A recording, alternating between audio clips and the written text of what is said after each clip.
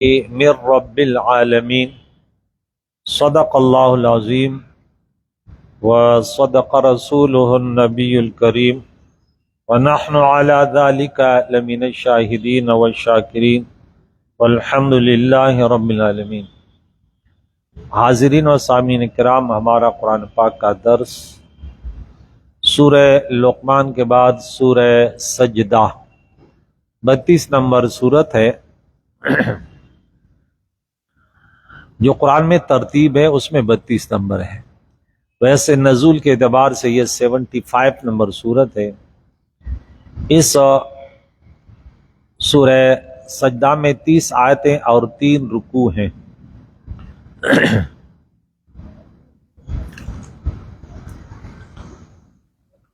380 کلمات ہیں، 1518 حروف ہیں۔ کریم مولا سے دعا ہے ہمیں اس کو سننے، سمجھنے اور اس پر عمل کرنے، پھر دوسروں تک بھی اس پیارے پیغام کو پہنچانے کی توفیق عطا فرمائے۔ الف لام میم یہ حروف مقطعات ہے۔ ہم سورہ بقرہ میں پہلے پڑھ چکے تھے، اس کے بعد سورہ آل عمران الف لام میم اللہ، اور اس کے بعد سورہ عنکبوت، اور اس کے بعد سورہ روم، پھر سورہ لقمان، اور اب یہ سورہ سجدہ ہے۔ یہ آخری سورت الف لام میم کے شروع میں جن کے حروف مقطعات ہیں۔ تنزیل الکتاب لا ریب فیہ من رب العالمین، یہ کتاب جو لا ریب فیہ ہے، جس میں کوئی شک نہیں ہے، رب العالمین کے طرف سے نازل کی گئی ہے،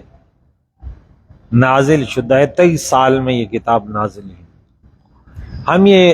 کلمات تنزیل الکتاب مختلف صورتوں میں پڑھ چکے ہیں۔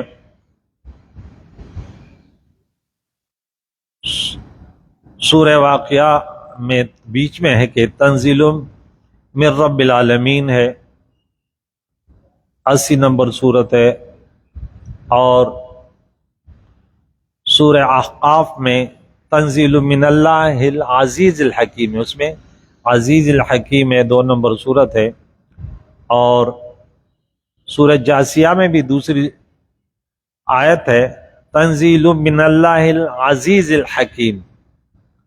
اور سورہ حامیم سجدہ میں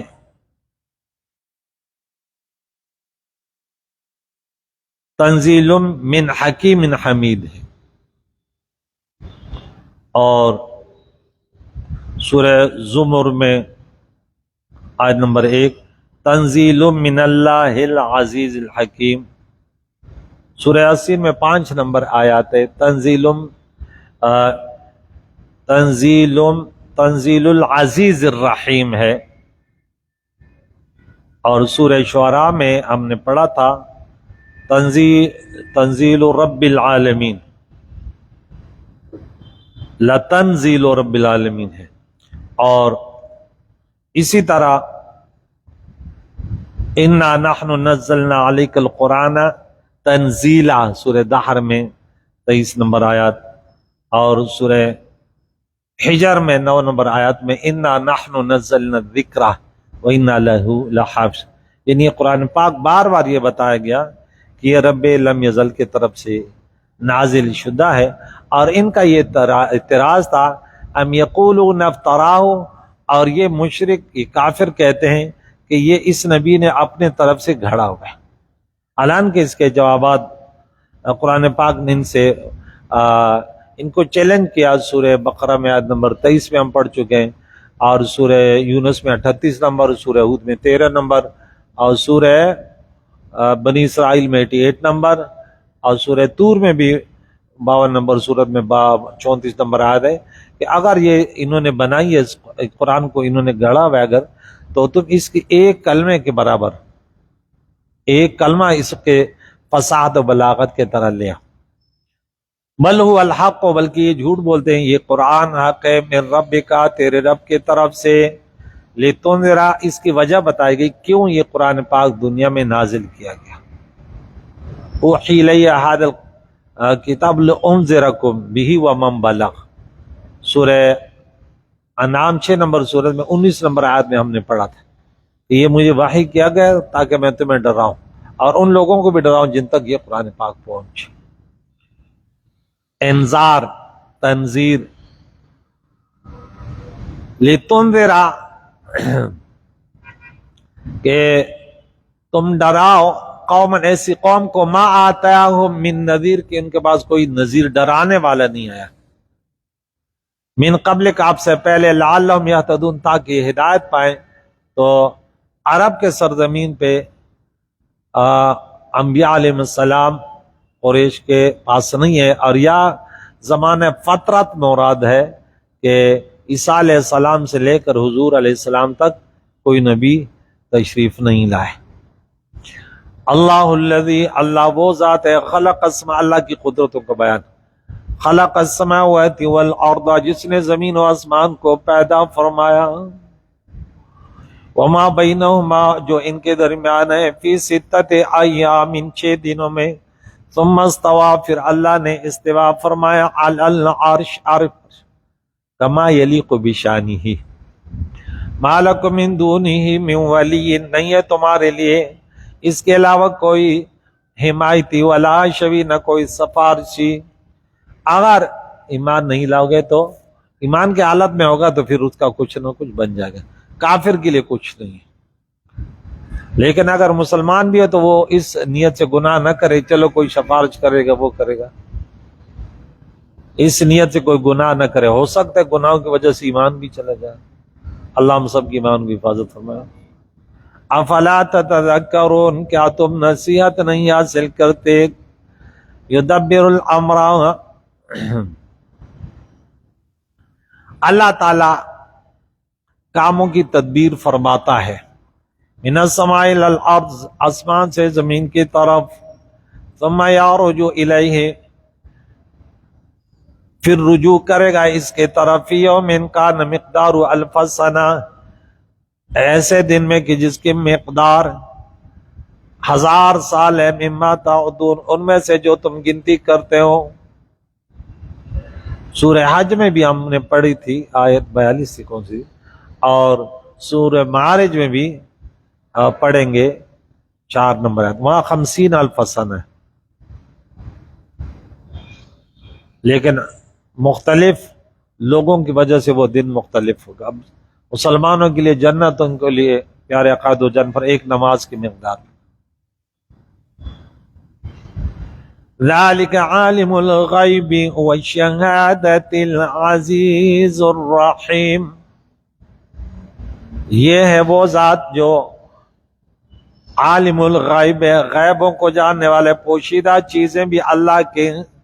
حضور حاضر ہیں، اور حاضر تو ویسے بھی عیاں ہے، جو غالب اور رحمت والی ذات ہے۔ الذی احسن کل شیء خلقہ، جس نے ہر چیز کو بہت خوب بنایا، خوبصورت، اور پھر انسان کو احسن فی احسن تقویم، جیسے اس کی تخلیق مناسب تھی اللہ نے ویسی بنا دی۔ اب دیکھ انسان کسی چیز کی تخلیق بنانے میں کوتاہی کرتے، اس کی وجوہات ہوتے ہیں، یا اس کے پاس مٹیریل نہیں ہوتی، یا اس کے پاس وہ ہنر نہیں ہوتا، کچھ نہ کچھ کمیاں ہوتی ہیں، اس لیے وہ کما حقہ اس مصنوع کو نہیں بنا پاتا۔ لیکن اللہ کے پاس اس چیز کی کمی نہیں ہے، اللہ تعالیٰ کے پاس علم بھی ہے اور سب کچھ بھی، وہ کن فیکون ذات ہے، جو چیز بھی بنائی بڑی خوبصورت بنائی۔ وَبَدَأَ خَلْقَ الْإِنسَانِ مِنْ طِينٍ، اور ابتدا کی انسان کی مٹی سے آدم علیہ السلام کی، ثُمَّ جَعَلَ نَسْلَهُ مِنْ صُلَالَةٍ مِّن مَّاءٍ مَّهِينٍ، پھر اس کی نسل رکھی کس طرح؟ ایک بے قدر پانی کے خلاصے سے، مِن مَّاءٍ مَّهِينٍ، بے قدر پانی، منی، ثم صواہ، پھر اس کو ٹھیک کیا، ونفخ، اور پھونکی، فیہ، اس میں، من روحی، اپنے روح میں سے، اپنے طرف سے روح میں،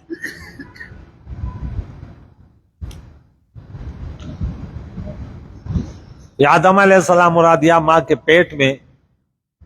جو بچہ ہوتا ہے 4 مہینے کا ہوتا ہے تو فرشتہ آتے اس میں روح پھونک دیتا ہے۔ وجعل، بنایا لکم السمع، تمہارے لیے کان، والابصار، اور آنکھیں، والافئدہ، اور دل، تاکہ کانوں سے سنو، آنکھوں سے دیکھو اور دل سے سمجھو، سمجھنے کے لیے بھی ہے، دیکھنے اور سننے کے لیے بھی۔ قلیلا ما تشکرون، بہت کم تم شکر کرتے ہو۔ وقالوا اذا ضللنا فی الارض، اور انہوں نے بکواس کی کیا ہم جب زمین میں کھو جائیں، زمین میں مٹی ہو جائیں، انا لفی خلق جدید، کیا ہم پھر نئے سرے سے پیدا ہوں گے، جدید تخلیق ہماری ہوگی۔ بل هم بلقاء ربهم کافرون، بلکہ وہ اپنے رب کے حضور حاضری کے منکر ہیں۔ قل یتوفاکم ملک الموت، اے محبوب تم فرما دو تمہیں وفات دیتا ہے وہ فرشتہ، ملک فرشتہ جو تم پر مقرر کیا گیا ہے، اکل بکم ثم الی ربکم ترجعون، پھر تم اپنے رب کے طرف واپس کیے جاؤ گے۔ قرآن مجید فرقان حمید کے تعلیمات میں ہر چیز کا تفصیلی بیان ہے، یہاں چند باتیں ان کی وضاحت کر ڈالیں کہ رب کریم نے 6 دنوں میں زمین و آسمان کو بنایا، اس کی تھوڑی سی تفصیل۔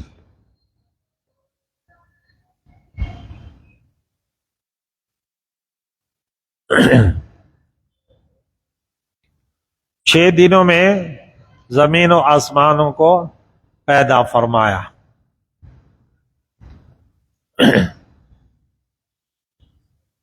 حضرت ابو ہریرہ رضی اللہ تعالیٰ عنہ فرماتے ہیں کہ رسول اللہ صلی اللہ تعالی علیہ وسلم نے میرا ہاتھ پکڑ کر فرمایا، اللہ کریم نے زمین کو ہفتے کے دن پیدا فرمایا،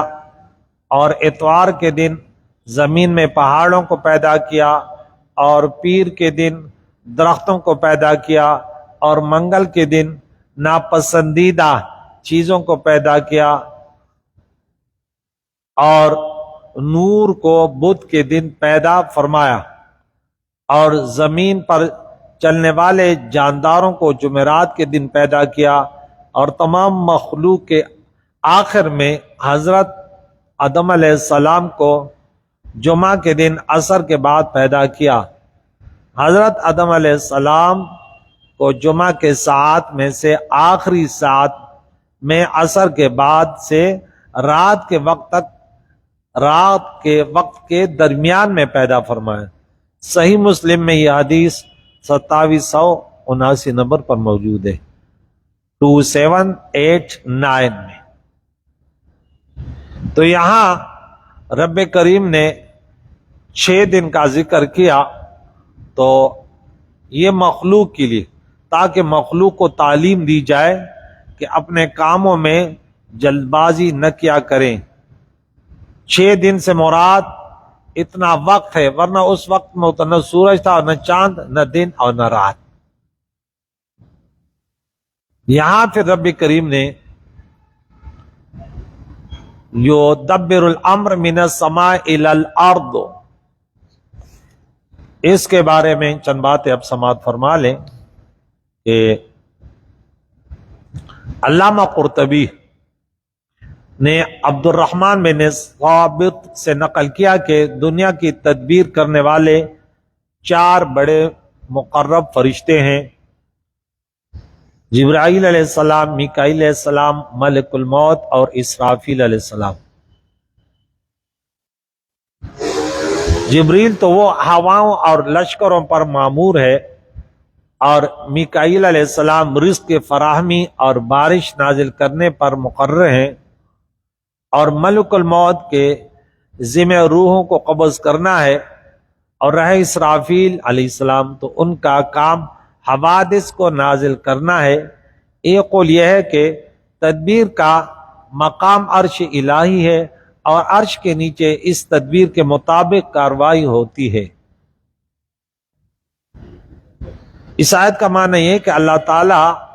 دنیا کے معاملات کی اسباب سماویہ مثلا فرشتوں کے ذریعے تدبیر کرتا ہے، اور تدبیر کی اپنی طرف اضافت اس لیے کی ہے کہ اللہ تعالیٰ کی تدبیر کے مقابلے میں بندوں کی تدبیر کا کوئی اثر نہیں ہوتا۔ ایک اور صورت میں اللہ تعالیٰ نے فرمایا الا لہ الخلق والامر، سنو چیزوں کو پیدا کرنا اور ان کے لیے احکام کو نافذ کرنا اللہ تعالیٰ ہی کا خاصہ ہے، اور پیدا کرنے اور احکام نافذ کرنے سے ہی عظمت ظاہر ہوتی ہے، کیونکہ جس سلطان کی کئی ملکوں پر حکومت ہو اور ملکوں میں اسی کے حکم پر عمل کیا جاتا ہو تو اس کی سطوت، شوکت اور ہیبت دلوں پر بیٹھ جاتی ہے۔ تو یہاں پہ یدبر الامر، اللہ تعالی کام کی تدبیر فرماتا ہے۔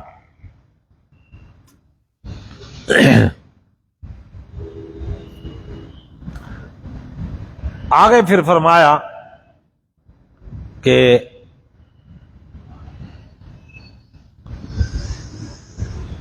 پھر اس کی طرف رجوع کرے گا اس دن کے جس کی مقدار 1000 برس ہے تمہاری گنتی میں۔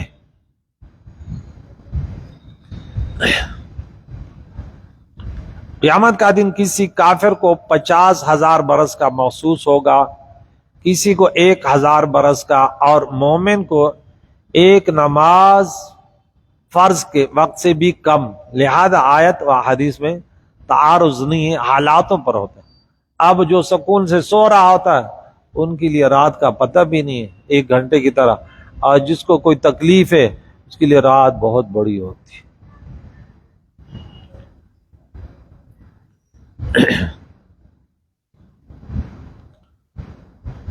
تو یہ رب کریم کی قدرت ہے کہ اپنے بندوں کے لیے ہر چیز وہ ان کے سکون کے اعتبار سے وہ کم نظر آتی، لیکن جو مصیبت میں ہوتے ہیں تو ان کے لیے وہ زندگی بڑی لمبی ہو جاتی، راحت اور سکون کی زندگی کم ہوتی۔ ہر چیز کی اللہ تعالیٰ نے بڑی خوبصورت انداز سے اس کی تخلیق فرمائی، چنانچہ جس کو جو شکل و صورت بخشی بالکل ٹھیک بخشی، اور جسم کا جو عضو جہاں لگانا مناسب تھا وہاں پہ اس کو لگا دیا۔ اور پھر انسان کو مٹی سے بنایا۔ اس کی خاصیت کیا ہے؟ اگرچہ جانور بھی مٹی سے ہے مگر انسان کی مٹی سے ہونے میں رب کی عجیب قدرت کا ظہور ہے، اسی لیے اسے خصوصیت سے ذکر فرمایا۔ ہمارے مٹی سے ہونے کے یا یہ معنی ہے کہ ہمارے جد امجد آدم علیہ السلام مٹی سے ہیں، یا یہ کہ ہم نطفے سے ہیں اور نطفہ غذا سے اور غذا مٹی سے ہے۔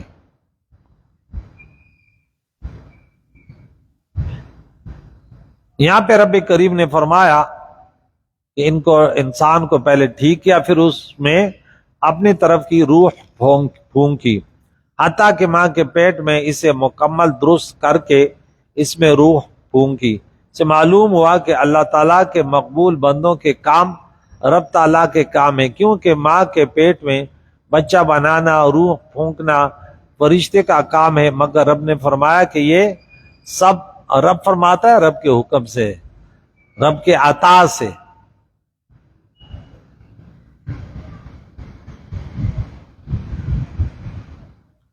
تو رب کریم نے انسان کو کان، آنکھ اور دل دیے ہیں۔ اس سے ذرا یہ سوچے، اگرچہ آنکھ، کان، دل جانور کو بھی اللہ نے عطا کیے، مگر یہ انسان کے اعضاء بہت اشرف ہیں، کیونکہ انسان آنکھ، کان سے آیت الہی سنتا، دیکھتا، اور اس کا دل یاد کی تجلی گاہ ہے جس سے وہ تمام مخلوق سے اشرف ہے، اسی لیے خصوصیت سے انسان کے ان اعضاء کا ذکر فرمایا اور دوسرے جانوروں کا نہیں فرمایا۔ پھر کافروں نے یہ کہا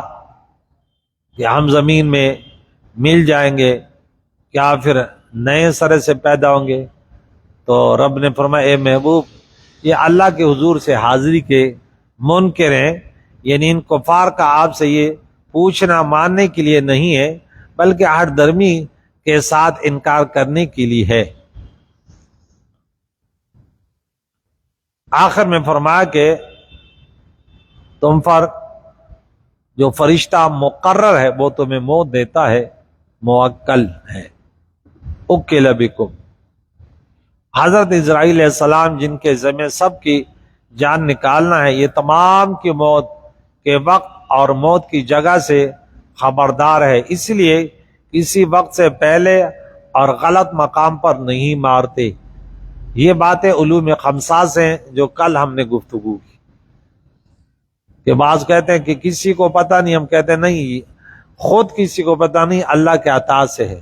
ورنہ اسرائیل علیہ السلام تمام روحیں قبض کرتے، ہر جس کی بھی روح قبض کرتے اس کی جگہ کے بارے میں پتہ ہے کہ کہاں کہاں اس کی روح قبض کرنی ہے، تو اس زمین کا بھی پتہ ہے اور اس کے موت کے دن کا بھی پتہ ہے۔ سوچنے کی باتیں ہیں۔ جب حضرت عزرائیل علیہ السلام کی علوم کا یہ حال ہے تو پیارے عقائد و جہان، وَإِنَّ مِن جُودِكَ الدُّنْيَا وَضَرَّتَهَا وَمِنْ عُلُومِكَ عِلْمَ اللَّوْحِ وَالْقَلَمِ لا يمكن الثناء كما كان حقه بعد از خدا بزرگے تو ہی قصہ مختصر، ہمارا ہی عقیدہ ہے، بعد از خدا بزرگے تو ہی قصہ مختصر۔ معلومہ کہ حضرت عزرائیل علیہ السلام بیک وقت زمین کے مختلف حصوں میں ظاہر ہو جاتے ہیں اور بیک وقت لاکھوں جگہ تصرف کرتے ہیں اور تمام عالم پر نظر رکھتے ہیں کہ اس کے بغیر وہ یہ کام نہیں کر سکتے۔ یہ بھی معلوم ہوا کہ سب انسانوں کی جانیں صرف عزرائیل علیہ السلام نکالتے ہیں، باقی ان کے ساتھی فرشتے ان کے مددگار ہیں، تو لہذا یہ اس کے خلاف نہیں ہے کہ اللہ تعالیٰ نے سورہ نام آیت نمبر 61 کہ توفت رسلنا، اس کو ہمارے رسل بھیجے ہوئے فرشتے وفات دیتے ہیں، اور دوسری آیت میں اللہ یتوفی الانفس حین موتہا، سورہ زمر میں آیت نمبر 42 میں کہ رب تعالیٰ اس کو وفات دیتے کیونکہ اللہ کے حکم سے۔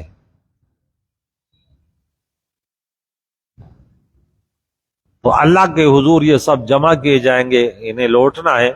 قیامت میں حساب کتاب کے لیے، میدان محشر میں شام کے سرزمین پہ حاضر کیے جائیں گے، لیکن کوئی خوشی خوشی حاضر ہوگا اور کوئی مجبوراً گرفتار ہو کر، کوئی سوار کوئی پیدل، عرض ہے کہ حالات مختلف ہوں گے۔ اس دن کی جنہوں نے یاد کیا اور رب کی بندگی کی، اللہ کے بھیجے ہوئے پیغامات، اللہ کے پیاروں کے تعلیمات کو سن کر اس پر عمل کیا تو وہ جنتی بن گیا، اور جو اپنے نفس کا غلام بنا رہا، وَأَمَّا مَنْ طَغَىٰ وَآثَرَ الْحَيَاةَ الدُّنْيَا فَإِنَّ الْجَحِيمَ هِيَ الْمَأْوَىٰ، سرکشی کی اور دنیا کو بس سب کچھ جانا تو بولے اس کا ٹھکانہ جہنم ہے، اور جنتی وَأَمَّا مَنْ خَافَ مَقَامَ رَبِّهِ وَنَهَى النَّفْسَ عَنِ الْهَوَىٰ فَإِنَّ الْجَنَّةَ هِيَ الْمَأْوَىٰ، اللہ کے حضور حاضری سے ڈرا، خواہشات نفس کو پیچھے ڈالا، یہ جنتی ہیں۔ کریم مولا سے دعا ہے پیارے قرآن پاک کے تعلیمات سے ہم سب کو بہرمند فرمائے، روزانہ مسجد میں حاضر ہو کر